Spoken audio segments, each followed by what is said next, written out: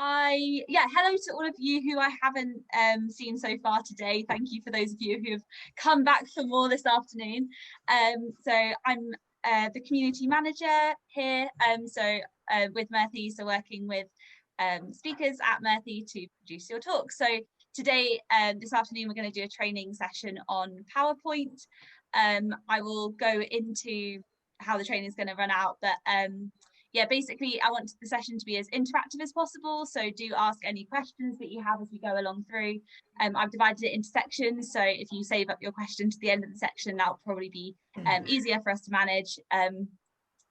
And anything else? I think that's all the housekeeping to start with. So I shall just share my screen now, and we shall begin. So this is, training presentation on how to use PowerPoint presentation. One little tip that I wanted to give on designing a slide, those of you who came this morning will have already seen this, but something that I think that could be quite useful for speakers. Oh, stop sharing. Right, we're going to have challenges as I go in and out, right? Is you can get different design options on a PowerPoint slide by going up to the tab at the top, clicking on design and design ideas, and it comes up with many different options of how to design your slide. This can be quite helpful if you're importing lots of different pictures and you're struggling to kind of maintain a continuity as we go throughout the talks. So it can be a good way to just keep a design that's in fitting with what you want to present. So there are lots of different options that come up depending on whatever is on your slide, but just a little tip for designing your slides. Right. So definitions for today. So when I talk about the Facebox video, that's the recording of your face, you're talking, that you've just inserted onto the slide after hitting record slideshow. The text box is where you've inserted more text onto the slide, and this can either be part of your presentation or you can also use it to put your script and then you delete it afterwards, which I think some people are doing, and if you're not, that could be something if you want a script up on the screen and you want to still be able to look at the camera to consider. When I talk about tabs, those are the options at the top of your screen that you have along a bar. So file, home, insert. So if I say go to the file tab, that means clicking on that option. Select, click, check the box, tick the box. Those are all options of how you select different things. Within PowerPoint, voiceover audio file is when you record without a Facebox or video. And then when I talk about the slides, those are the presentation slides themselves. So hopefully this will help make this training easy to understand as we go on through. PowerPoint version. Now, I know that some of us are working on different PowerPoint versions, so I'm hoping that what I'm saying is quite universal, but there may be times when it's not exactly where you think it should be or where I'm showing you something is an option. So in those cases, we'll try and work them out as we go along. But on the whole, Microsoft 365, PowerPoint 2019, and I believe PowerPoint 2016 all have the option to record your video alongside your talk. Any earlier versions don't have the recording video option and they just have the recording audio. The reason we generally advise to people getting Microsoft 365 is because it updates automatically, whereas 2019 is the more traditional version of PowerPoint where it won't update automatically, and if in 2022 they come out with a new version, you won't then get access to that new version. So that's the difference between them, but all these versions do what we need them to do. So an outline of today's session.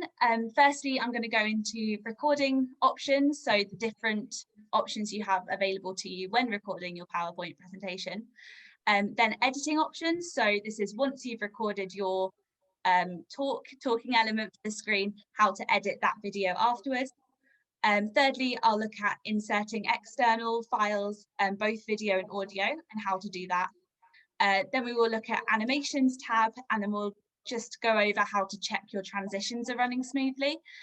On the whole, this can happen automatically for some people, so if that's one of you, you might be like, it's not as necessary to you, I guess, but if you are someone that it doesn't happen to automatically, it's a good way to double check that the transitions are working before sending it through to me.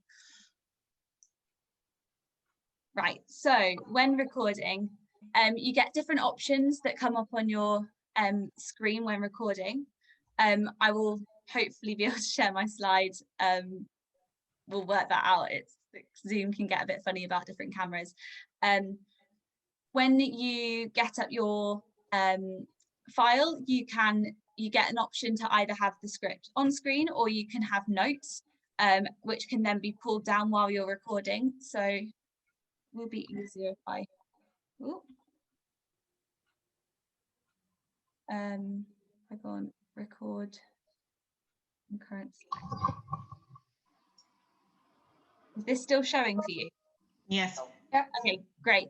So on the notes tab here, you can put a script that can be deleted afterwards, and it can be helpful to then be able to read off the screen. You also have the option to turn off. So here my camera is turned off because I'm on Zoom, but if you turn your camera on, then that's when you get the little face box in the side.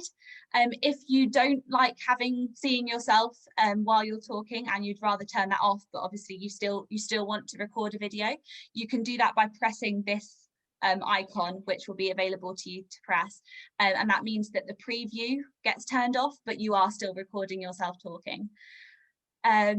Other options here are, you have the laser pointer, so you can use this to draw attention to different things. You also have a pen and highlighter and can choose different colors. So these are all just ways when you go throughout your presentation that you can use to draw attention to whatever you want the audience's attention to be on.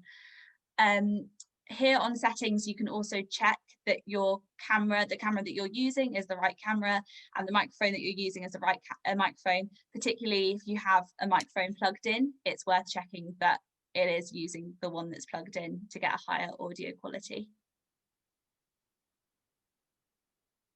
Right. Yeah, that's all of that. Oh. So this is my video example of how to change the brightness. So we're on to editing now. There aren't so many features on PowerPoint for those of you who came to Screencast-O-Matic, for how to do different things whilst recording, but there are a few options that are available when you're editing. So here, if I double click on the face box, so we can change the size of the face box by increasing, decreasing here. We can also go up to the top and video format and see different options for different shapes, frames that we can add to the face box. So if we wanted a bold black frame, you can add that around.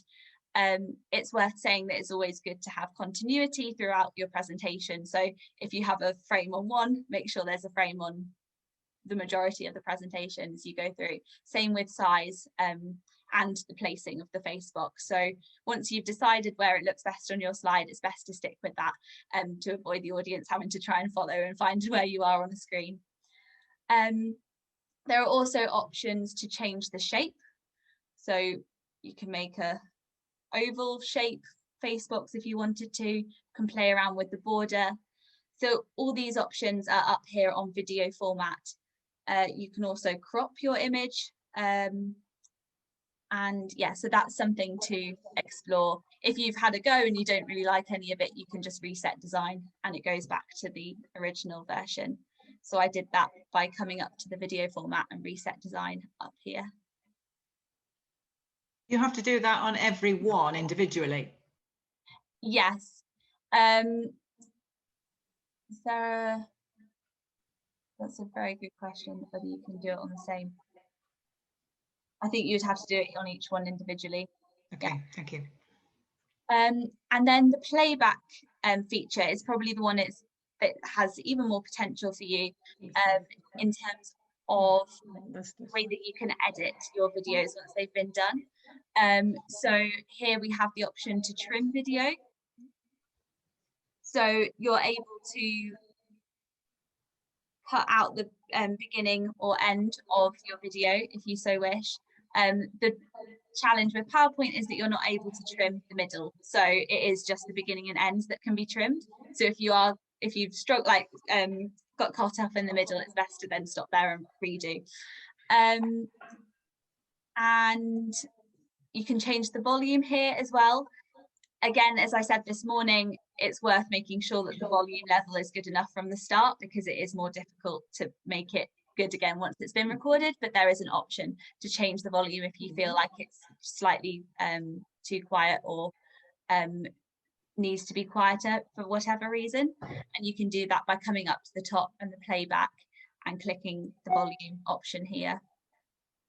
You can also choose to play your video full screen, but you can also just drag it across. So there's different options there for how to create a standalone video for a slide.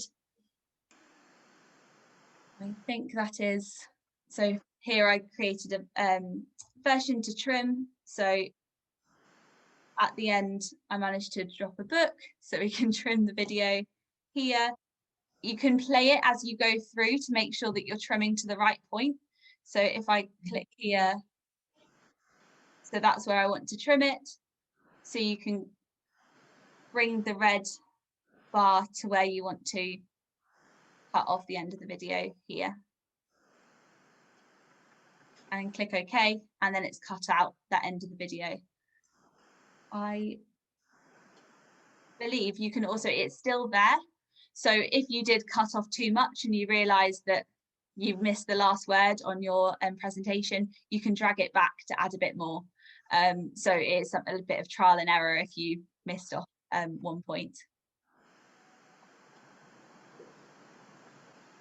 So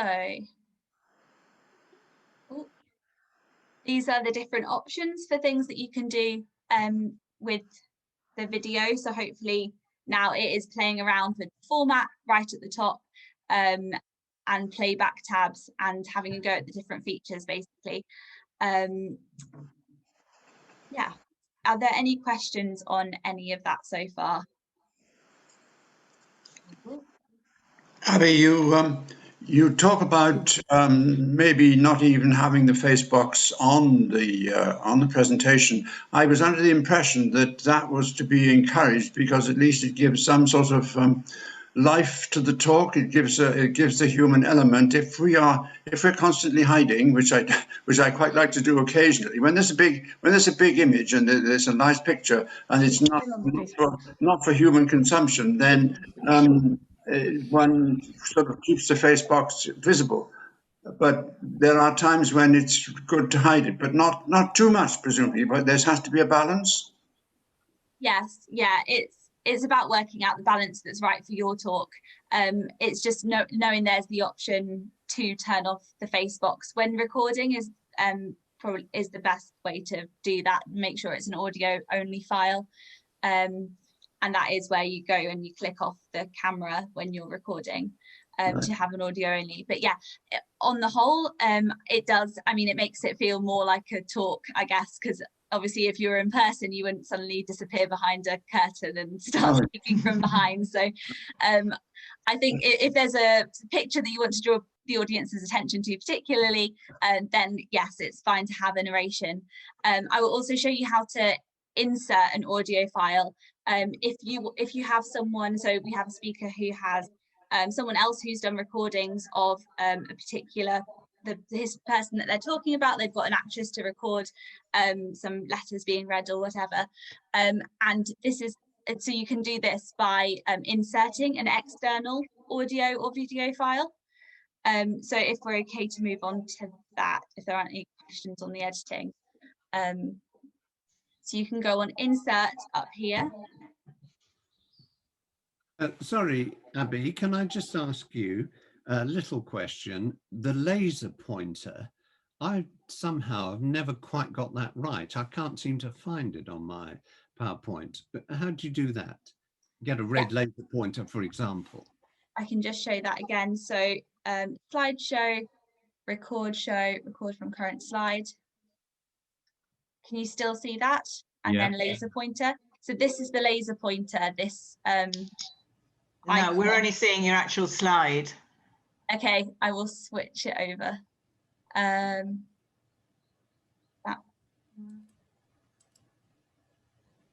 Okay, I need to go back to Zoom. Stop share, screen share. Let's keep it on this one. There we go. Does that? That's Oh, it. yes, thank you. Cool. All right. Oh, that's confusing now. Right, I've got the laser pointer is this icon. Oh, this probably helps. So the settings are up here for finding the microphone and the camera. This is where you have the option for the laser pointer, pen, highlighter. And then here you have the microphone and the camera. So you can, I won't be able to turn camera on, but you can turn camera on and then just have an audio recording. So that's what we were just talking about, was it Jim? And saying, yeah, you can just have the audio file. And then this is where you can choose whether you want your preview to have a preview of your face or not on screen. Is that all seen? Thank you. Abby, what version of PowerPoint are you using? You do using 365? I have 365 on mine, yes.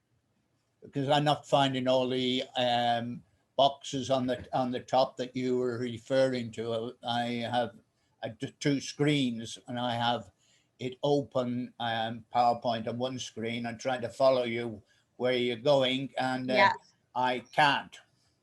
Do you have PowerPoint 2019? No, I have 365. Oh, it might need, right, I will have to get back to you on that. Where have I put I haven't got a pen up. Yeah, I'll have to get back to you on that because I'm not sure why that's not showing. Is anyone else having the same issue?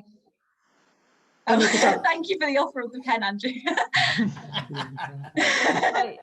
I did. How does one know, Abby? Oh, sorry, Georgette, and then Paul. Sorry. I did have the problem before. I've got PowerPoint 16, and I spoke to Alex, but I couldn't seem to get what. I mean, he did something ages ago, 6 months or more ago, and I thought, well, that sounds simple. Yeah, fine, I'll do that. And then I go on mine, and no, it doesn't seem to be the same. And no, well, why isn't it doing it? And it says it's recording, but where the hell's it recording it to? And yes, I think that's something that even if I was following you at the same time as right now, if I had another screen, which I don't, it might be the same thing. It might be that we need more individual stuff to say, no, not that bit, that bit. Yeah.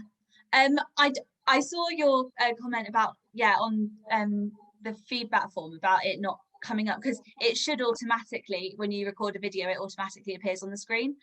So I don't know what's going on there. It might require an update potentially. I will liaise with Alex and have a look. Yeah, that's fine. Right. Abby.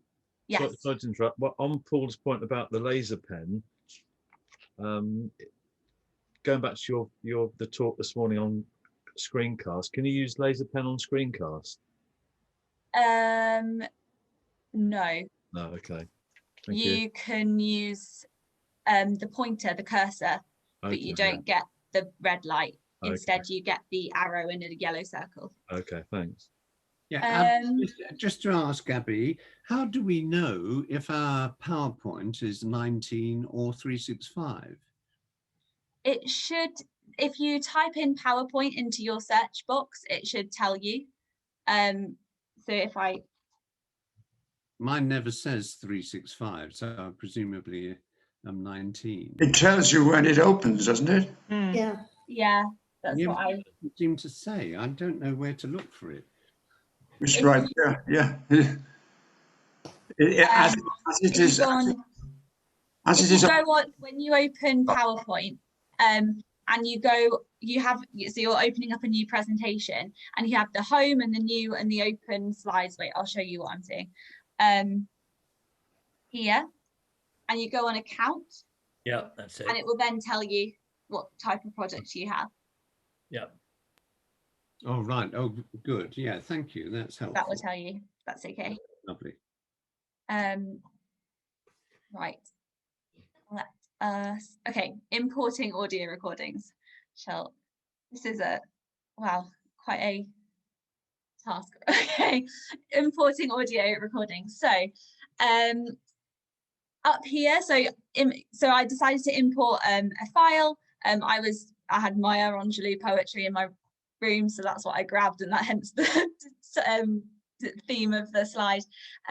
So you go up here to insert, and then you can go on to video or audio. So this can be something that you've pre-recorded, or so a video that you pre-recorded or an audio that you pre-recorded. If you like doing, if you have something to camera that you've done before and you've plugged your SD card from your camera or your phone plugged in, and you have these files on in your documents that you want to then import onto your slide, this is how you can do it. So you go on to video, and you can go on video on my PC and can choose a file to import. It's worth noting that this can make a file very, very large. So before importing your video, it's a good idea to have a look at how large that file is. Consider if you can compress it in different ways, which I won't be going into now, but do get in contact if that's something that you'd like to hear more about. And the same with audio files, because it will just make the file bigger than it would otherwise be. Yeah, and the same for audio here, audio on my PC, and it will come up with different audio files that you have available on your computer and wherever you've saved them. Abby, I think when I insert my video is all on my photos. It's there with all the rest of the photos. I don't do an insert. I merely do a copy and paste. Is that the wrong way to do it? No, that works as well. If you have already got it on your mouse, so to speak, you could also like drag it over and into the PowerPoint. All right. Okay. You can on PowerPoint 365. It's whichever method you want to use.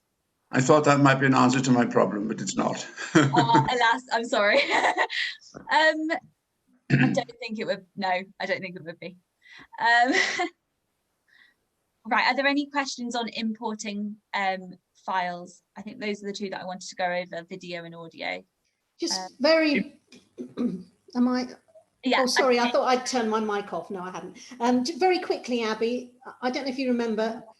I was a bit confused because I sent you my PowerPoint presentation, but I didn't do an intro, and then my computer packed up and I had to do an intro on another version of PowerPoint, and the audio levels were different. So I still don't know how to get around that. I'm waiting to get 365, but at the moment I'm still concerned about my audio levels because I inserted an introduction after I'd finished the PowerPoint presentation on another copy. Do you see what I mean? Yeah, so on a format video, you get, is it on this page, or if I go on so if I double click the video and go on playback, right, you can change the volume here. Okay. Whether that changes the volume when you... I think I did check that. Yeah. But I might have to redo the whole thing another time. It's also, or if you're inserting a different file, like for an introduction, if you have a play around with the video, the audio files, like the volume on that file before importing it in, and just to get it to the same level, that's also a way to. Okay, thanks. Cool. Abby, sorry. Another question about the audio. If you have a series of slides and you want to have music as a background to that, you can trim it to fit, say, 20 slides, for example, and then you have music running underneath. You can presumably do that, can't you? By trimming a piece of music that you've got from the internet, not that you have on your own computer, but you import from outside. And I wonder about copyright as well. Yeah, so that's a whole big issue, and I don't think I have time to quite cover all of that there, and it's still something that I'm learning about myself with copyright, because it's so dependent on exactly when music was written and where it's from and all of these things. So that's not something I'm going to be able to properly cover today. Will probably be a session on its own at some point, to be honest, because there's a lot of people asking about music and use of music, and that will need to be a session on its own. So I won't be able to cover that today. In terms of inserting, I guess, an audio file, if you have the MP3 file and you have an audio piece of music that you'd like to use, you can do that through the insert audio.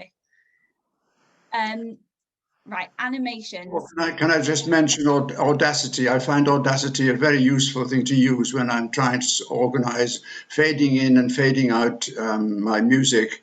I use that and I find it very helpful. Cool. I haven't heard of it myself, but that's good. Brilliant. So, animations. So this is how you can make pictures appear at different times throughout your slide. I know some of you have used it before, but you can just then, as you're talking, pictures can appear at different times. So I've gone on to the animations tab up here, and I've already clicked on, so if I click on a different image, I can make it come in at a different time. So if I set different animations onto these images, you can have a play around with timings. So this is just if you have lots of pictures that you want to talk through, or you have text on your screen in bullet points and you'd like them to come on at different times when you're speaking, you can then set it to the times that you're talking and when you're bringing in a certain point. So we bring up the animation pane, which is just at the top here. You click on animation pane, you can see that I've these three photos and they light up when the one that I'm clicking on is in work, I suppose, the one that I'm working on. So picture one here, I can make the animation last longer by dragging the bar along here, so you get this little icon at the top, two arrows pointing in different directions.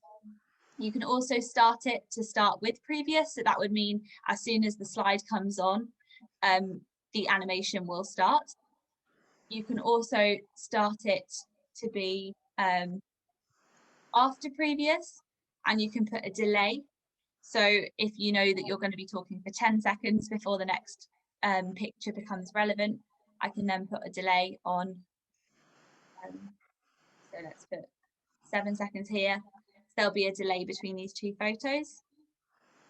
Abby, I think also you can bring them up by just choosing the click option. So you click on, so you just click each time. You can also do it.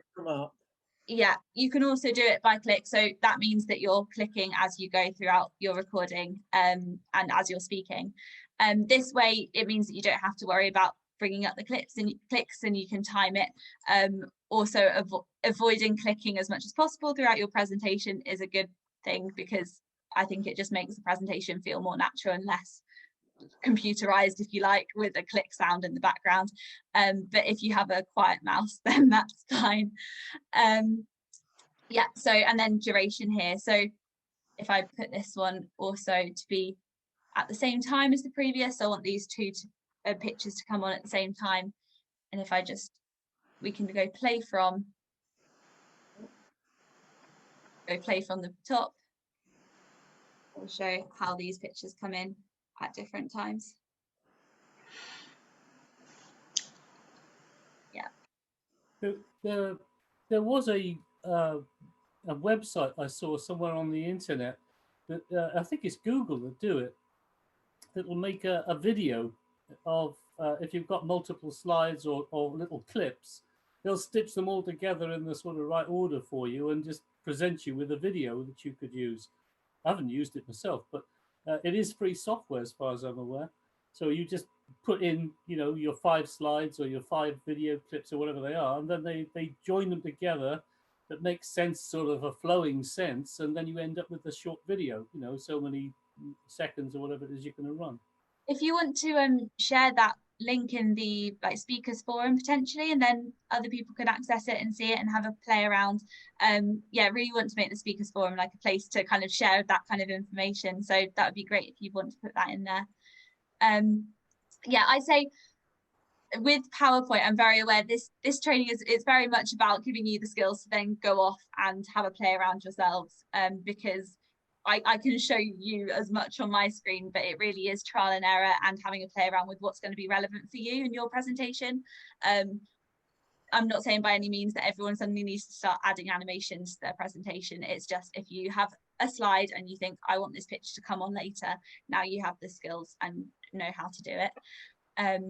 So yeah, it's just going up to the top, going on the animations tab and having a play around with the different effects up here. And will this presentation be on our forum? So, because I'm sure in a couple of weeks' time we'll all be saying, now I know Abby said it was one of these across the top, but I can't remember which, and then we could actually go back and check. Yeah, I'm recording today's session, so I will make that available on the forum, and we'll be producing some shorter videos as well, so it's not having to trail through, but hopefully because you guys have attended the training, you will know where to come at this point. Right, transitions. So I think, and I know that now PowerPoint 365 is not working in the same way for everyone, but for me, as far as I'm aware, on PowerPoint 365, transitions are all automatically set up, which means that when you send your file to me, I'm able to sit back and I don't have to click anything, and I'm able to watch the whole talk as it goes through. Some files haven't been set up to do that. So the video is something that I need to click, and it therefore means that when it's converted into MP4, it can do some funny things with timings. So the way to make sure that your video is set up on transitions to come in automatically is so it's on slideshow and go on setup. So where is it? Firstly, set up slideshow. And make sure advanced slides is on using timings if present and not on the manually. If it's on manually, then it means that you have to click through for advanced slides. And the second thing is, where is it? Transitions, double click, go to playback at the top. Yeah, and make sure that it's set to start automatically and not in click sequence. And then this will mean that once you've done your recording of your slideshow yourself, you'll also be able to sit back and watch it through without having to click along. Yeah, which will help us all know what's being produced, I guess. So those are the 2 points on transitions. So set up slideshow and set advanced slides to using timings if present, and on slideshow tab up here, ensure that use timings and play narrations box are checked to start automatically. Cool. Microphone recommendations, I will make this available in the forum as well, but there's been a few questions on improving audio quality and things like that. These are 2 microphones that we'd recommend. One of them is a lapel mic that uses a USB stick. If you don't have access to a USB, what's it called? Port. In your computer port, thank you, USB port in your computer, then there's the other microphone that plugs in through the headphone slot. So those are 2 microphones to invest in, and then when recording, make sure, as I showed before on the record slide, that it's set to the right microphone, because there's no point investing in a good microphone and then still using your computer microphone. Right, that is quite a lot of talking from me, I'm aware, and a good bit of discussion. Are there any more questions on any of that at all? A quick question about one of the guests here mentioned, or you mentioned about clicking, making a noise with clicking. Yeah. Has anybody got any tips? Because I use my remote that I would use when I was doing a live performance, but sometimes you can hear it on the microphone. I wonder if there's any tips about clicking to change slides so you can't hear it. Tim, yeah. Just use the right-hand key on your keyboard. Yes, it means the only problem with that I find is that that makes noise as well, doesn't it? I mean, I'm sitting with my laptop anyway, and sort of, but it does mean that you're sort of, if you can use your, what is it, Kingston remote, you're not quite so tied to the keyboard as you are if you have your hand constantly on the enter key or the right key or whatever to progress your slides, and it's difficult not to have that click, but the Kingston laser pointer seems to be the best way to do it. Oh yeah. Is there a clicker that doesn't actually make a clicking noise like this one? You can. I don't know if you can. Yeah, that's mine doesn't make a noise. Mine's quite quiet. I think mine's a Kensington. Yeah. But also, I have mine on my knee under the desk. Yes. So of course, if you have it next to your microphone. Yeah, I put mine behind the back, but I wonder whether there's a clicker made that doesn't actually click, as it were. Yeah, mine's. I've had mine years. Mine's a Maplin one, but it doesn't make a noise at all. Oh, that's useful. I think also if you decide to record slide by slide, which is also a good idea if you struggle to remember not to keep talking over transitions, because the sound, as I know all of you know, the sound suddenly drops out when you click between slides, so you can't actually talk over slide transitions anyway. So as when you're recording, if you go on record current slide, and just record that one slide and then stop and then move on to the next one, then you won't have an issue with clicking through slides. Of course, the big mystery about clickers is how the hell the government haven't decided them yet. Because all this next slide, please, it annoys the socks off me. I've got a spare clicker, I could loan them one. Just one thing, if it might be helpful to people, is that on the insert, excuse me if you know this, you can insert pictures from the PowerPoint own file of pictures, and they do come up with a fantastic selection. So if you wanted a picture of the Queen, for instance, if you go insert and then just type in Queen, you'll get sort of about 20 pictures you can just choose from. And not copyrighted. Well, when I think I'm right in saying this, Abby will correct me, I've done some research on it. If it's got something on the bottom that says something like CCNCSA or something on the bottom, it's free to use.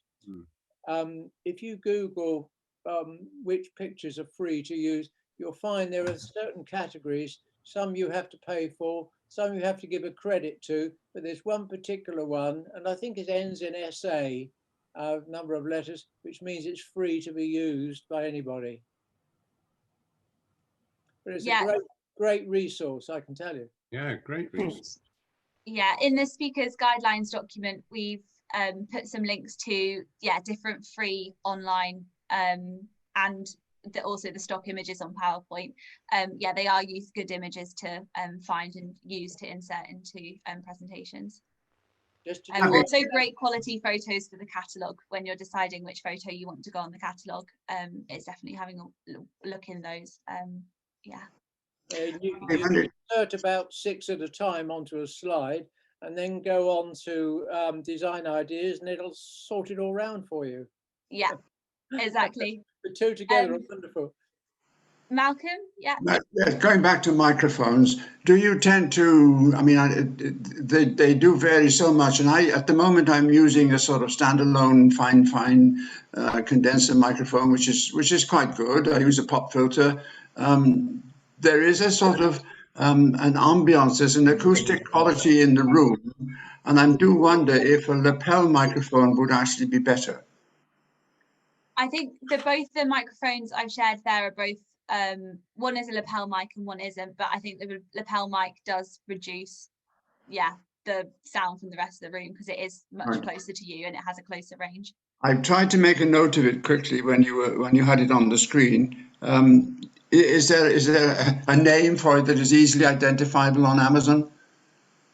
Yeah. I'll send details out. I'll put this in a document that will go around to all the Okay, okay, that's can, fine. There it is. There it is. Can you see it? No. I'll put it in the chat function now for everyone, so you can have a click and have it up. Thank you. Can I ask a question? Yeah, Roxana. If you insert a video, can you talk in your Facebox over your video, or would that be a problem? I believe you can. Yeah, you can. I'm pretty sure you can, but you would have issues with sound. Yeah. Because it will play while you're recording, unless you did it the other way around, unless you recorded your talk first and then inserted the slide afterwards. In which case, if you had a blank slide, I think it would probably be better to have a blank slide in between and just separate it out on different slides, because otherwise you'd run the risk of it starting at the wrong time or stopping at the wrong time. Okay. I would advise to separate it out still. Another point about sound quality, something I've tried before, which sounds a bit strange, because I don't actually appear in person in my talks. To get the best possible sound quality, the best place to go is to sit in your car. Because it's the nearest thing to get in your car, close the doors, close the windows, and then record in there. It's a soundproof booth, yeah. But wouldn't you get echoes things off of the the windscreen and stuff like that? They're hard surfaces. No, I've definitely found that. I mean, I've had that problem in various different rooms with plate glass windows and hard floors and things like that. But the car, I picked it up somewhere, I can't remember, but it really does work. But obviously only if you're not appearing, because it's going to look pretty strange if you're sat in your car. What you could do is, I use out of shot of the camera 2 screens. And the other thing is to use a room with lots of soft furnishing in it. Yes, absolutely. Yeah. Yeah, that will absorb a lot of the echo. Yeah, exactly. But the screens on either side will deaden it. You don't need anything fancy, but just something that will absorb it. And the other thing about microphones, I use a Snowball Blue Yeti, which is really good. But a lot of YouTubers use them as well. But, so I can recommend that. That's the one I use. Cool. Was it a Snowball mic? Snowball, yeah, Snowball. They're brilliant. Really good quality and a good pop shield. Abby, going back to animations, and I'm not sure whether it comes under that or not. It possibly does. I like to sometimes overlay one slide on top of another, and I then bring it up. I fade it in over the top of the one that's there already. But I'm finding that if I put one slide on top of another, when I want to move it, it moves both slides. Is there something I'm doing wrong there in that? Because eventually with a bit of a struggle, I can manage to do it if I separate them out. But I've never experienced this until recently. Rather than 2 slides, do you mean 2 pictures? Like right, 2 pictures. Yeah, 2 pictures. Yeah, 2 pictures. Yes. Yeah. So on the animations, if I share my screen again. So on the animations tab, you also have an option to, so the green ones mean the pictures entering, and then the orange ones are a feature to accentuate, basically. So this picture will remain on the screen, but it might, so here you can have a picture pulses just to accentuate it. And then the red ones are floating out. So it'll mean that both your pictures are set to disappear at the same time. If you add an animation feature of one of the red ones on, they can leave at different times. Yeah, I mean, it's really when I want to. I mean, I've got the pictures there, and I want to fade the one over the other, and I'm not quite sure now. Let me think. I want to resize it, for instance. If I put one picture on top of another, and I want them both to be sort of one to hide the other eventually, then if I click on the little corners, it moves both of them. If you send me the slide that you're talking about, I will try and, I'm not quite sure, the corners, Okay. I'm not quite sure what you're asking, sorry. Right. Yeah. I don't know whether anyone else has got more. I think you probably, because if they're pictures, you need to go to the main screen, the home screen, and make sure that the picture you want to manipulate is on top. Yes. Yeah. Well, the order they stack, and you can send them to the back or send them to the front. Yeah. Yeah. Yeah. Well, I'll play around with it. Yes, but thank you. That's an idea. Yes, thank you. Yeah. Yeah, that's a good point. When you have lots of different items all on a screen, sending them back and forward and making sure that you're clicking on the right one that you want to when they're overlapping, you can get a sense of that by seeing the corners, and it'll show you what you're clicking on by it'll frame it. So that's how you can know what you're clicking on. Especially if the pictures are exactly the same size. Yes, exactly. That's right. Yes. Well, you have to move one off the screen slightly just to get the other one. That's the way Yes, to do it. but with using that layer key on the first screen, you can highlight the top one and send it to the back. Yes. And then you'll be seeing the other one. Yeah. It's a great exercise, isn't it? It's really, I'm finding all this quite fascinating and challenging, and I love it. It's all a toolbox of tricks. Is lots of online creativity. Is clicking on lots of different tabs and seeing what they do. I think you're all geniuses because I can't do any of what you're talking about.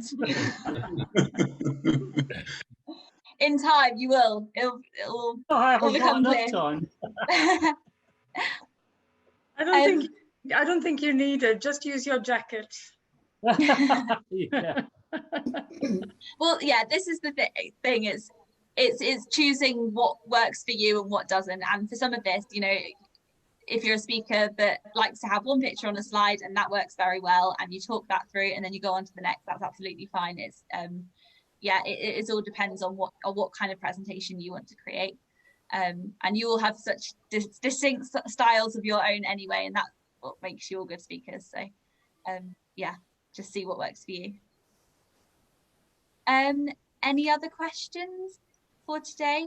I can stay. Yeah, Steve, you look like you want to jump in. Are you going to do a talk on how to do Zoom recordings? Yeah. So Zoom is something that we don't currently use Zoom as a platform, but it's something that we're looking into. So yeah, it will. Watch this space is all I'm going to say. We shall see. Okay. I think next month we'll probably do or Diane's created a video that people can access for how to design slides, because that's very much her speciality. She's very good with the visual design. And yeah, so if there's any ideas, I think music is something that we want to talk through as well, and copyright restrictions and working that out. So that's also another training that can be provided in time. Abby, can I just ask a totally different sort of question? On the other side of it, for the person that's viewing your talk, is it up to you? Do you ask them to mute their microphone, or are they supposed to wear headphones so it's better quality and they can hear it a bit louder, or does it just depend what computer they're using? So the way that we stream the talks is through Webinar Jam or EverWebinar. So it means that the person linking on, they don't have a camera or a microphone, so there's no issues with them having to mute microphones or anything. I was worrying unnecessarily. Yeah, no, that's yes, it's like it's a broadcast transmission kind of style. So yeah. Thanks for that. Yeah. No worries. Abby, yes, Jim. On my Zoom screen that I'm on now, I've got a little red light on the top left-hand corner, which is blinking on and off, and it says recording. What does that mean? I'm recording this session for any speakers who have been unable to attend. All right. Does that mean though that this is recording now? How did I how did I make it do that, and how do I stop it? Oh, I made it do that. Oh, right. And it's going to be available for other speakers, but I will be, chopping as we go through. So, yeah. As an indicator that you're recording it, not that I'm recording it in myself here. Okay. No, you won't have the download file. I'll have the download file. But Georgette.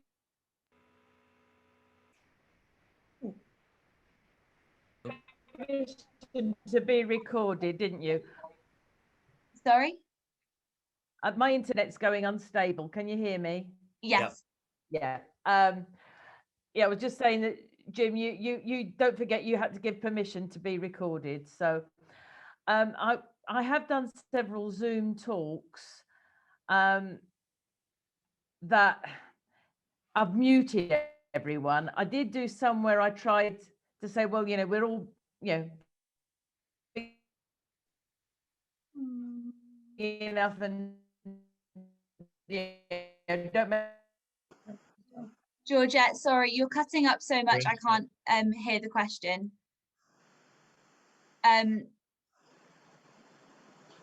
From the audience, even if you think you didn't, and you're sitting there thinking, oh my God, this is going down really badly.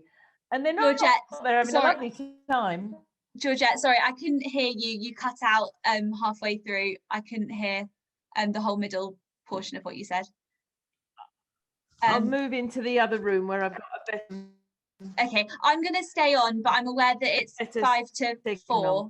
I was saying... Wait, Georgette, give me a minute. Yeah.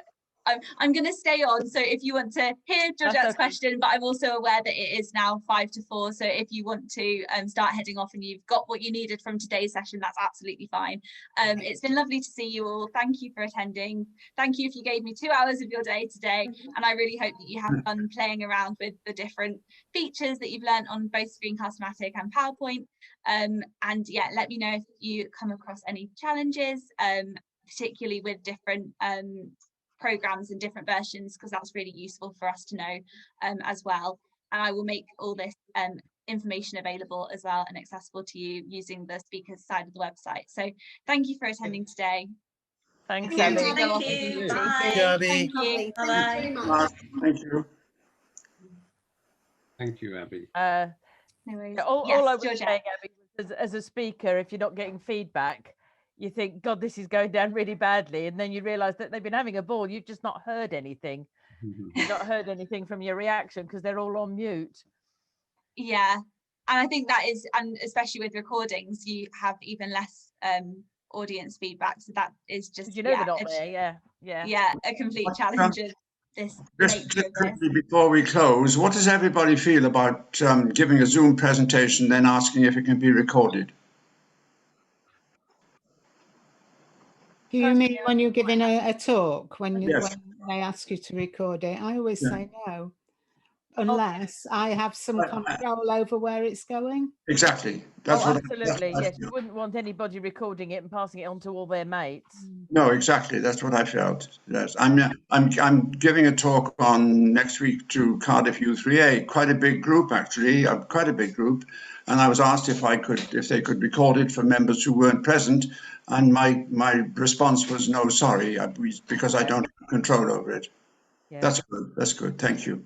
I once had a situation where it was a family history group, I think, and they were sitting there. Somebody was sitting in the front taking notes, and I was doing a live history presentation. And at least she did ask me and said, well, I've been making notes. And I said, well, would you want to send it to me before you put it in your newsletter? And she'd written 12 pages. Oh, gosh. So she'd virtually handwritten virtually every word I said. And then she said, well, can I put it on Facebook? And I wrote a long letter back to her and said to her, well, actually, no, I'm quite happy, your group's paid your money, and therefore you can put it in your newsletter so that anybody who missed it can still get some of it. But putting it on Facebook means that why would anybody book me afterwards? They've got all the information. What are they going to book you for? Well, yeah, why would you pay? It's free. So yeah, it's a really dicey situation we're in. Sorry, can I just very quickly ask either Georgette or Malcolm? I'm actually doing a live Zoom talk for the WI next week, but it will be my first one via Zoom. So is it up to them, just reiterating, do you get them to turn their mic off, put it on mute, or is it something that the host does of the club? You ask the host to, certainly I would never want to host a meeting myself. I get them to host the meeting, and I also make it very clear when that is happening, because I do, rightly or wrongly, I do play music as well sometimes in my presentations. And I say, because of the problems with copyright and so on, would you all, and again, it interferes with the sound if they've got. That's what I thought. Yeah. I ask always make it quite clear that everybody needs to mute. I did a presentation a week or two ago to my local U3A, and I was playing. It was on the life of Debussy, and we were playing Clair de Lune, and suddenly, even though they were asked to be muted, this voice comes up. Alexa, play Clair de Lune. I'm thinking, for goodness sake, she was playing Clair de Lune on her Alexa while I was trying to play it on my presentation. So there we are. There's all sorts of lovely little problems that come along. Yes, and then I always think that you do get better quality if they've got headphones. That was my issue that I worried about. So I would ask the host if they would mute their microphones during the presentation, and you'll get a better sound quality if anyone has got headphones, if they'd like to use it. Okay, thank you for that. Right, we're keeping Abby now well after time. Sorry, Abby. That's all right. It's very interesting to hear. Cool. Have a lovely rest of the day all, and see you soon. Thank you very much, Abby. Bye-bye. Thank you very much. If I don't manage to Lovely record to it see myself, you. I'll be back to you. Wonderful. See ya. Bye. Okay, Thank you. bye-bye.